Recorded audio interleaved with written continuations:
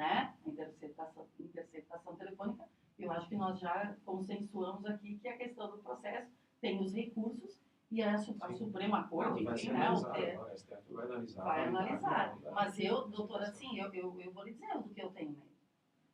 Eu tenho medo que daqui a pouco qualquer flexibilização da legislação seja autorizada, sabe? Seja possível.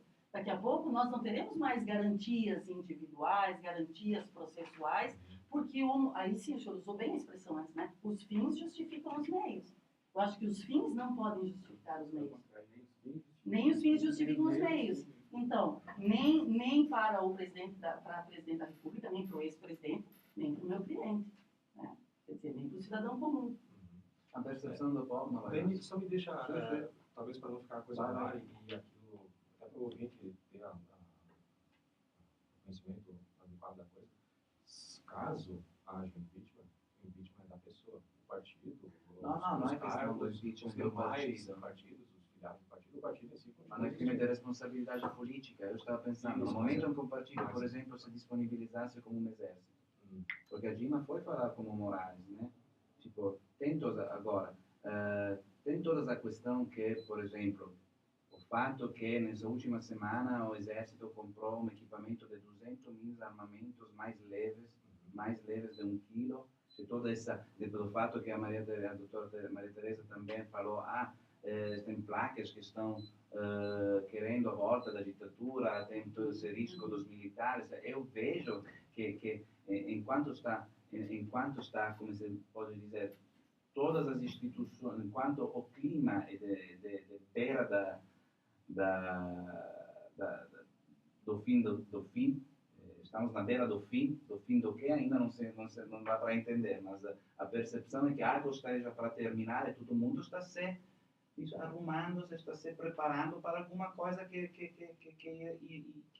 virá daqui a pouco, né? Inclusive os poderes militares. Eu vejo, desde os protestos de 2013, vejo uma perigosíssima veia militar nesse país, que não é nenhuma novidade. Mas pior ainda, vejo um apoio da América Latina nesse sentido. Vejo um apoio, porque os interesses da China no Brasil são fortíssimos, né? Então, claro que eles não vão mandar militares ou pessoas, mas apoios econômicos, apoios de armamento.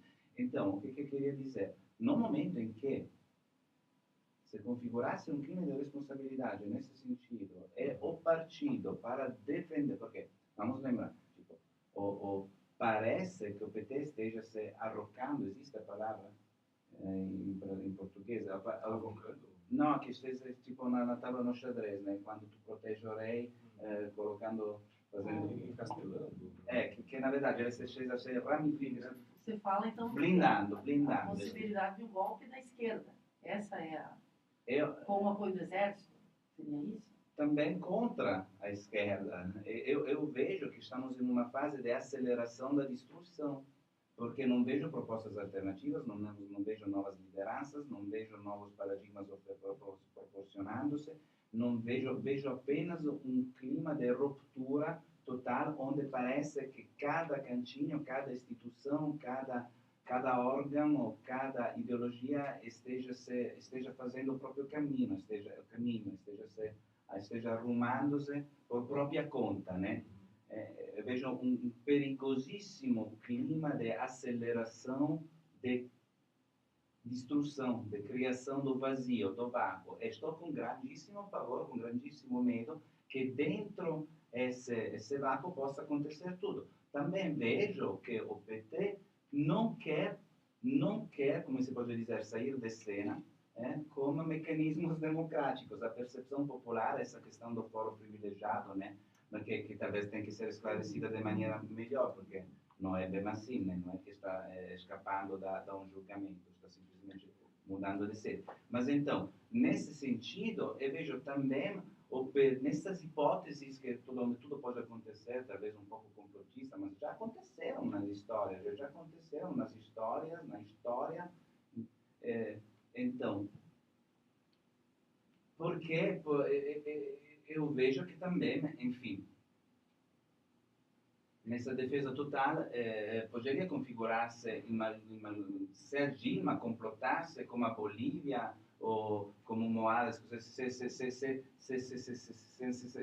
se a ligação entre os poderes militares, os poderes partidários, de qualquer maneira, deixassem entender algo de mais forte. Não estou dizendo que é assim, mas se pudesse configurar-se o crime de responsabilidade, o partido ser destituído, consequentemente todas as formas políticas. Não, Né? configurado, sim. Em tese, configurado o crime de responsabilidade, ela vai sofrer o julgamento. Mas se do um Congresso partido Nacional tivesse pela uma... via O que aconteceria se um partido chegasse a ter um exército? Isso é proibido pela Constituição. Exato. Então, o que aconteceria? Aí, no caso desse partido, aí perderia a sua... Se extinguiria, Sim. né? Como que chama a inscrição do partido? Exatamente. Se Sim. perdesse, Existência se do perdesse. partido. Exatamente. Então, a É extinção. porque a organização partidária é pacífica. Então Exato. tem essas paramilitares. países. Exato. Mas Exato. eu vejo que começa a se instituir muita política do ser, né?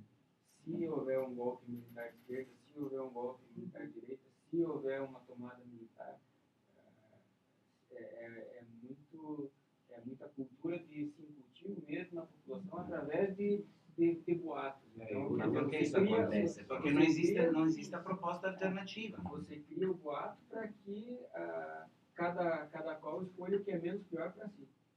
Concordo. Eu vejo isso um pouco da questão cultural do brasileiro de ter precisar de um herói, de um pai. E aí você, como você falou, vai começar a ter um vazio, a desilusão talvez, né? Se configurar tudo isso que tem em relação ao Lula e a Dilma, não tem ninguém, nós não temos um outro estadista para assumir a condução do país. Aí o povo precisa de um pai. Quem vai ser o pai? Exatamente Esse é esse um o erro. ponto. Mas Esse eu é o quero ponto. crer que nós não cheguemos numa intervenção militar, porque eu acho que seria um retrocesso Eu incalculável. acho que esse é o ponto de convergência entre todos os partidos, ou pelo menos a grande maioria dos partidos. Eu acho que isso une, inclusive, situação e oposição hoje, Perfeito, é aí que eu queria chegar. que é não permitirmos um golpe de Estado. Por isso Né? fizeram uma Nem reforma. uma Né? ditadura de direita, nem uma ditadura de esquerda, nenhuma ditadura. A gente que luta tanto pela democracia, a simples palavra ditadura já causa, né, qualquer coisa é melhor que uma ditadura. Logicamente que não corrupção, né, nós precisamos mudar esse partido. Ser político, colegas, é muito difícil num sistema como o nosso. Nós hoje temos uma carência de lideranças, como já foi dito, muito grande. Nós precisamos de jovens para ocupar a Câmara de Vereadores. Nós teremos eleições municipais, né, esse ano, e as pessoas não querem. E aí quem vai governar, né? Porque o nosso E as sistema pessoas querem cada vez menos. cada vez menos ninguém quer se comprometer. E a presidente disse ontem, né, numa reunião com juristas, que ela falou muito da palavra diálogo. Então, quando o Denis estava falando, né, também o Dr. Márcio, eu acho que a pessoa da Dilma, né, ela tem duas situações. Uma é ela presidente, que ela tem que continuar governando esse país, né, e ser a pessoa que centrada, tranquila e congregar, enfim. E a pessoa da Dilma que está respondendo o processo, que vai responder o impeachment, que vai ter que se defender, né, e que tem todas as questões partidárias também. Eu imagino, e ela falou muito de diálogo, então é um momento agora, eu acho que isso é uma responsabilidade nossa, né? Quando a gente minimamente pensa, né, alguma coisa, acho que é nosso dever não insuflar, né, a guerrilha, né, não insuflar a divergência, o ódio, isso não é bom para ninguém. Mas essas são todas instâncias que se criam automaticamente no vazio. Eu concordo perfeitamente, não sei se tu chegou a ler o que eu escrevi no Facebook, na coluna, né? Mas é justamente para isso, para mim, não é o momento de descer na praça protestando, é o momento de sentar-se nas mesas que contam e criar uma alternativa. Tipo, por quê? Vamos lá, o que aconteceu na Itália nos anos 90, depois de toda a operação Mani Pulite, Mãos Limpas? O Dr. Ricardo falou de sucesso. Foi um sucesso em termos jurídicos no sentido de derrotar a corrupção da velha classe política, mas assim como aconteceu no 68, na Revolução Cultural do 68 no mundo, né? Quando se quebra o paradigma sem substituí-lo como um novo paradigma, então, o que aconteceu para resumir o ponto final na Itália? Qual foi o produto do encerramento da Primeira República corrupta? Uma política, uma república corrupta 2.0, onde entrou diretamente a criminalidade a gerenciar o esquema governo. Tanto é que a gente teve 20 anos de Berlusconi e berlusconismo.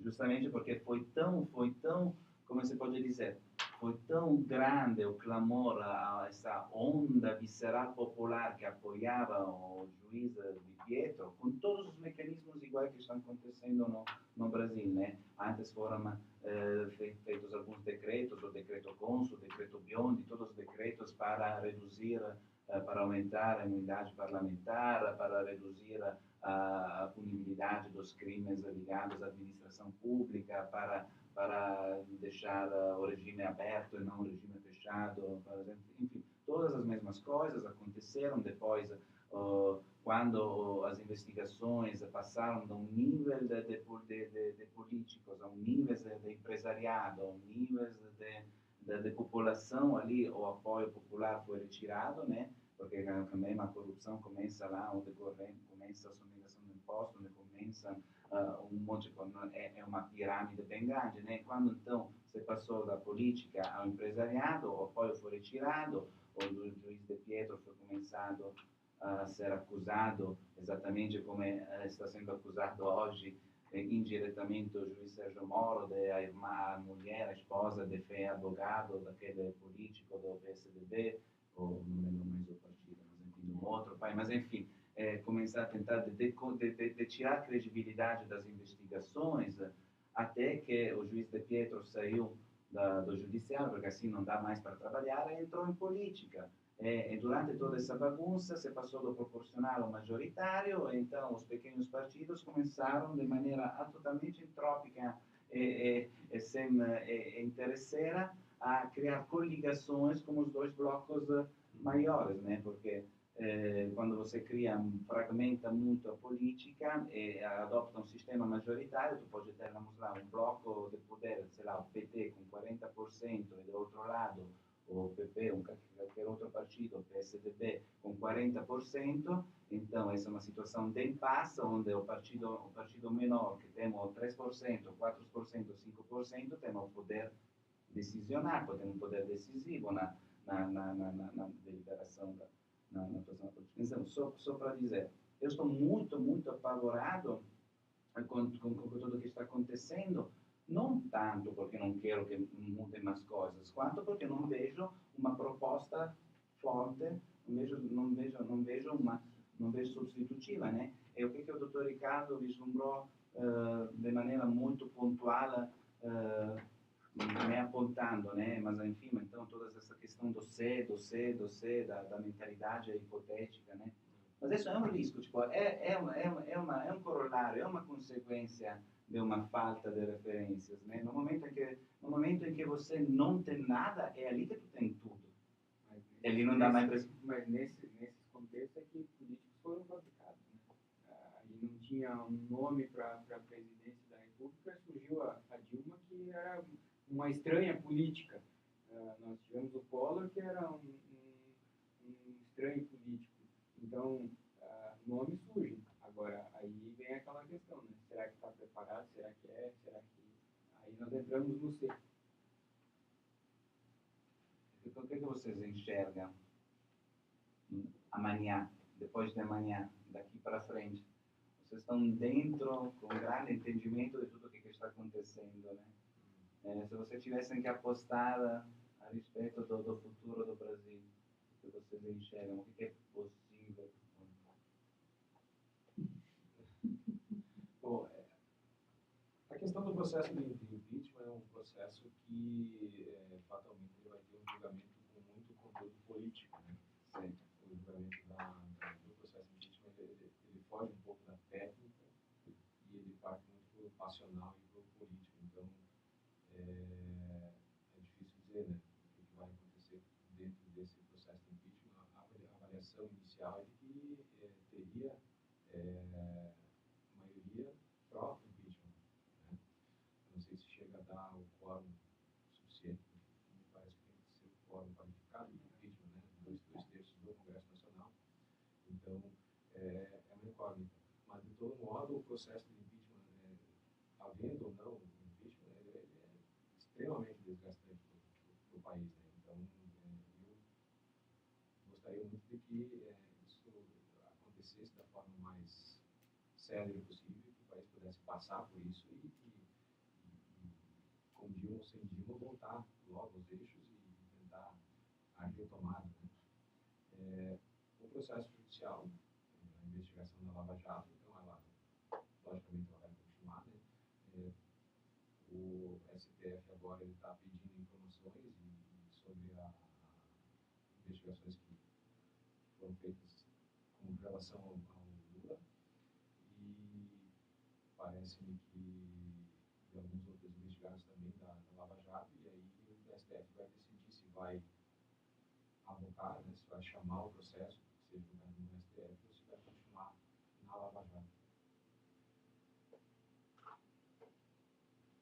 Primeiro eu quero só dizer que para alguns petistas, quando foi escolhida Dilma, disseram justamente que ela era muito técnica e pouco política.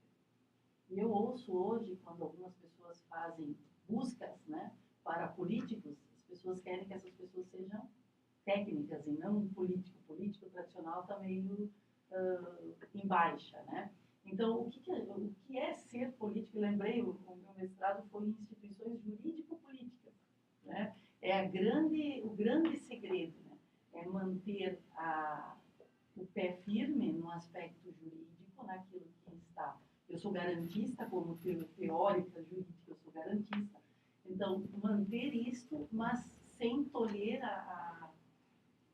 o direito político das pessoas, né, de escolherem politicamente, da sociedade se organizar, se auto-organizar, ter a Constituição Federal que ela seja um instrumento de garantias de direitos, e que nós não tenhamos retrocessos nessas garantias. Eu acho que eu tenho muito medo, né, esse é o meu receio, de nós perdermos o rumo, né, da democracia.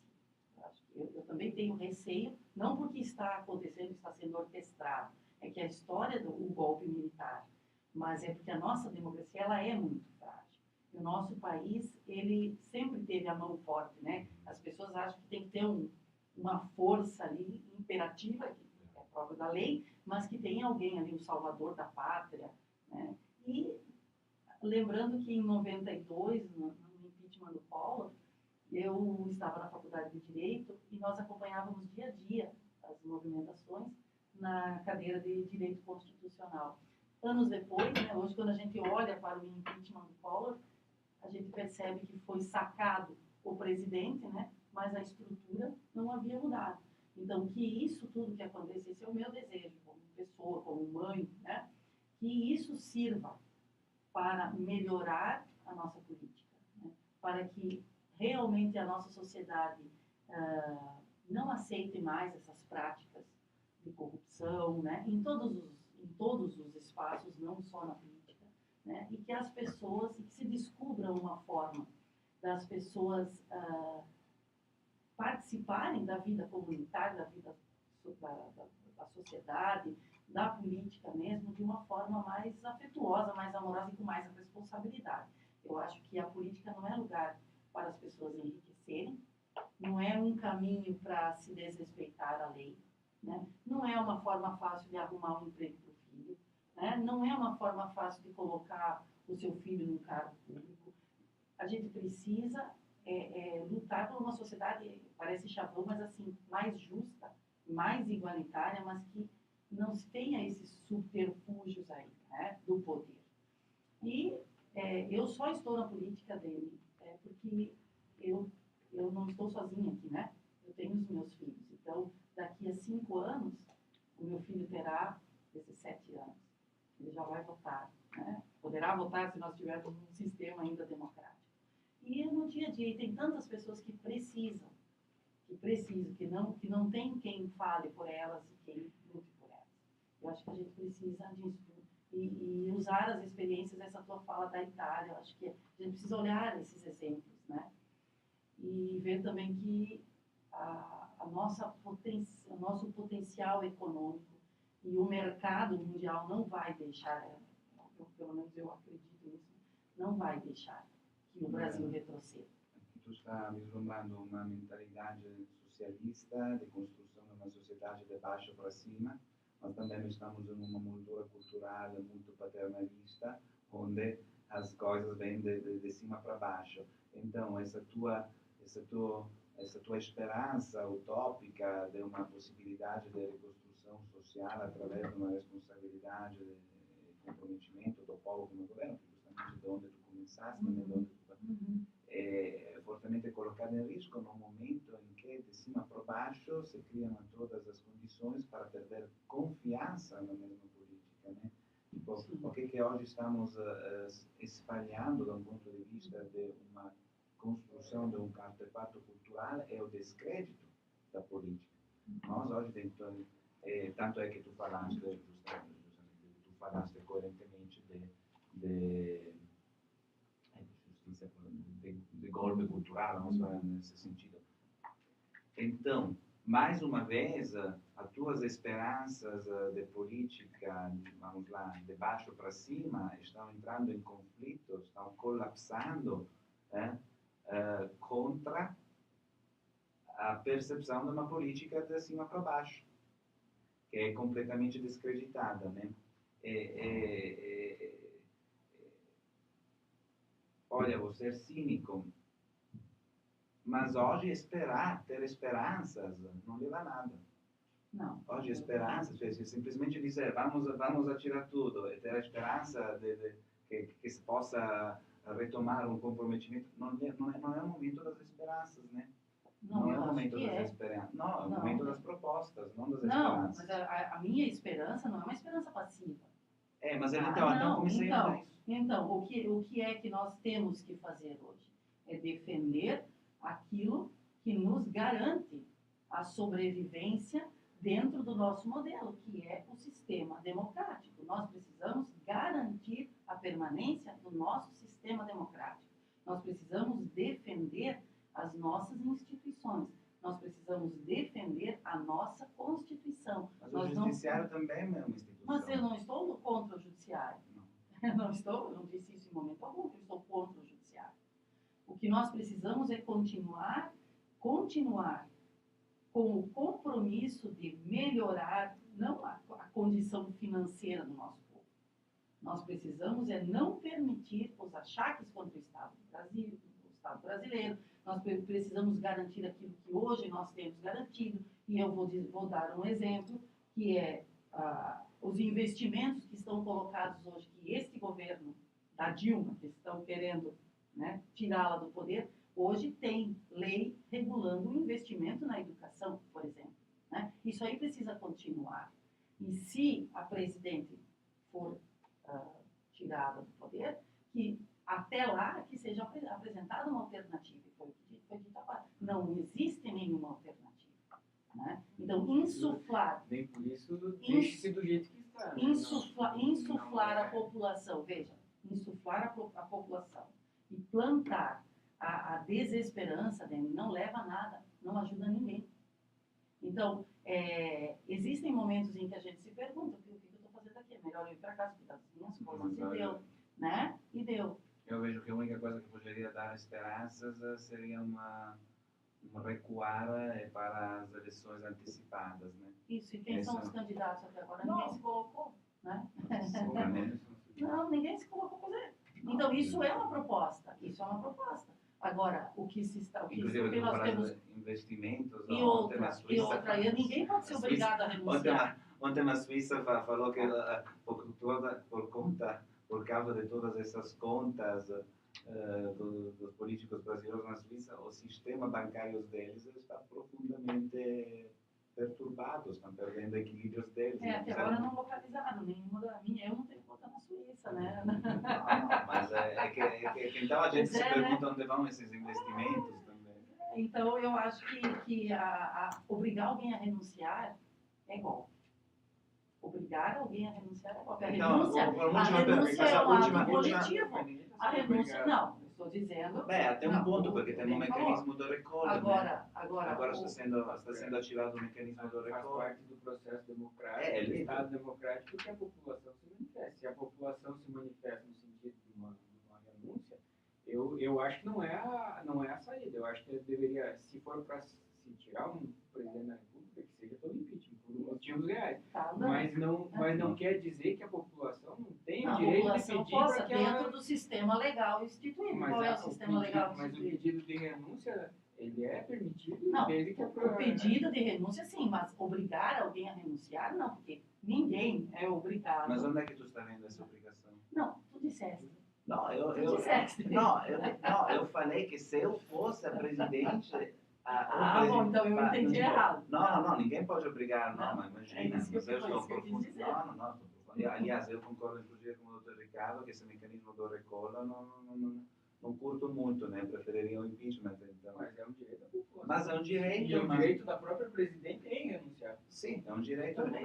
Mas justamente, eu estava falando de restituir, de devolver a esperança, então teria que ser a política que teria que entregar-se. Eu acho que se a gente está na linguagem do ser, né? Ou na expressão do ser, então que sejam colocados quem é que pode assumir, quem são os candidatos. E aí apresenta para ela, e aí ela diz, né? Se vai, não, tudo bem, então eu vou me retirar, e aí. Agora, se retirar para deixar o vácuo, como já foi dito, para quem assumir? É o momento justamente É um momento de criar nas mesas de propostas responsabilidade. Eu acho que Eu queria pontuar, já que inclusive é um discurso muito forte do PT, né, a questão da manutenção de um governante que foi legitimamente eleito.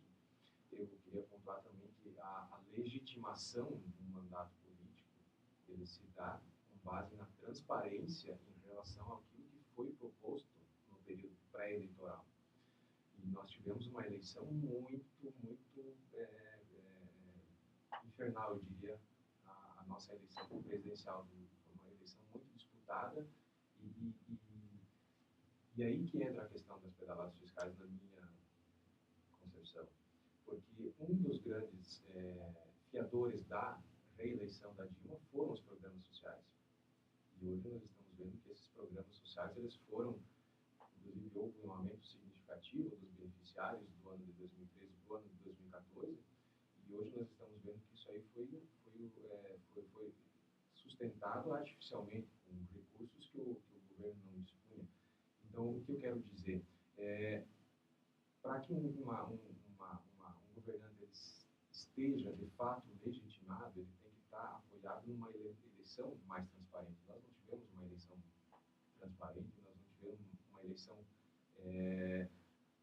eu diria, honesta, no sentido de que as pessoas, os candidatos, e acredito que seria assim até em relação ao Aécio, os candidatos eles não estão, de fato, não se comprometeram, de fato, com aquilo que foi prometido durante o período de campanha eleitoral. Então, eu acho que se nós temos uma legitimação dos atuais governantes, essa legitimação ela é artificial, ela é só formal, ela não é material com base naquilo que de fato prometeram e sustentaram em o programa que foi proposto durante o período eleitoral. Eu acho que a nossa eleição ela foi muito traumática. Foi uma eleição triste, na minha opinião. Não pela eleição da Dilma, pelo lado do mecanismo, pelo todo o processo eleitoral. Acho que o processo eleitoral, como ele se desenvolveu, eu não sinto toda essa legitimação na eleição. Clarice. Vai, estamos encerrando. Eu só, aproveitando essa colocação do Tomás, eu acho que aí se nós pensarmos a legitimidade popular para a presidência da República, hoje, se nós acompanharmos movimentos sociais, o que se tem, e pelas pesquisas apresentadas, aí não vamos entrar no mérito se são, cada uma apresenta um resultado, mas hoje a presidente nunca teve uma avaliação tão baixa como ela está tendo agora. E isso reflete com certeza a opinião de pessoas que elegeram ela também, que acreditaram, como o Dr. Marx disse, uma proposta de governo que acabou não se concretizando. E aí, daqui a pouco, nós vamos entrar na situação de aconteceu porque a política econômica mundial mudou. Se tivesse sido outro partido, também teria acontecido. Nós vamos entrar em áreas que daqui a pouco não é o foco desse debate, mas sim a questão da legitimidade. Hoje o que se vê, que se pode, e isso é fato, é que a presidente ela não tem mais a legitimidade do próprio eleitor dela. Isso é fato, isso não é algo que a gente está inventando. Se vê um movimento nas ruas, se vê movimento nas redes sociais, em tudo. Mas isso não é uma razão para destituí-la, né? Não, mas é o direito do povo de pedir para que haja a investigação, de pedir para que haja o impeachment, de pedir que haja a renúncia. Como é direito dela não renunciar, como é direito dela renunciar. Sim. Mas o que se vê, e é isso, aí eu estou Não se pode chegar à obrigação, né? pautado no que a gente enxerga, em pesquisas que em tese são feitas por órgãos idôneos, né, imparciais, onde ela perdeu a legitimidade popular. E em razão da crise política que se tem por trás, ou em conjunto dessa crise econômica, ela está perdendo a legitimidade partidária com partidos que compõem a própria base do governo, que está sendo aquela coisa, está todo mundo saindo do barco. Né? Ou aquela história, daqui a pouco o barco está afundando. Mas é ponto crítico, não é tanto que a pessoa Então, esteja todos perdendo vão apoio sair, popular. ou seja, O barco está em mares está se turbulentos, se né? tornando insustentável. Uma presidente que não tem apoio popular e não tem apoio partidário, ela não vai governar. Não, Ou esse é seja, ponto nós crítico. vamos permanecer nessa crise político e econômico em razão de tudo isso. Esse é o ponto crítico, exatamente. Eu só queria Tipo, não é complementar e questão finalizar, né? Sim. Que em relação às pesquisas, né? Eu acho que as pesquisas elas retratam um determinado grupo num determinado momento, e tem isso aí Sim, mas pseudamente científico e tal. O que eu quero dizer aqui é o seguinte, que se nós acompanharmos nas redes sociais, nós acompanharmos as pessoas que foram às ruas, eu vou usar aqui, tá? Porque em São Paulo eu não estive. As pessoas que foram às ruas são pessoas, aqui teve 150 pessoas esses dias, e no domingo aquele teve mais, né? São pessoas algumas dessas pessoas representam um interesse legítimo, né, de terminar com a corrupção, que não estão lá com bandeiras partidárias, etc. Mas uma coisa que é fato é que, desde o resultado da eleição, em 2014,